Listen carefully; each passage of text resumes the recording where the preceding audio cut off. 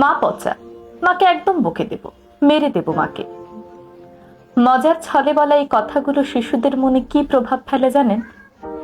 অনেকে আছেন যখন দেখেন মা তার বাচ্চাকে শাসন করছে তখন মজার ছলে বলেই ফেলেন, মা পচা, মাকে একদম বকে দেব। মজা করে বলেন, আদর করে বলেন, এতে কি বা যায় আসে? কিন্তু না, যায় আসে। এই মজার ছলে বলা একটি বাক্য শিশুর মনে তার মায়ের সম্মানকে প্রশ্নবিদ্ধ করে তোলে।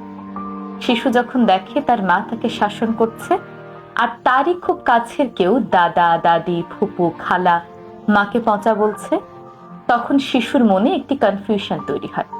সে ভাবতে থাকে তার মাই ভুল করেছে, বাকি সবাই সঠিক। শিশুদের মনে একটি দ্বন্দ্ব সৃষ্টি হয়। তারা মুখে হয়তো কিছু বলে না, তবে এই জিনিসটি তাদের মাথায় গেঁথে থাকে।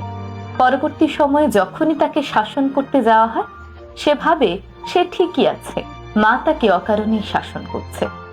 তখন শিশুদের মনে নানান প্রশ্ন আসতে থাকে। মা কি আসলেই আমার ভালো চায়? যে মানুষটি আমাকে ভালোবাসেন তিনি কি সত্যিই পচা? আমি কি তাকে সম্মান করব নাকি করব না? আমরা জানি মায়েরা তার সন্তানদের ভালো চান, আর শিশুরাও যেন এই মানসিকতা নিয়েই বড় হয়।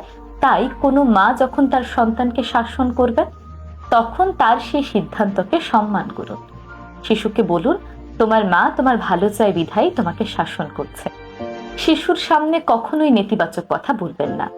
মা পচা, মাকে মেরে দেব, এই ধরনের নেতিবাচক কথাগুলো শিশুর সামনে বলা থেকে বিরত থাকুন।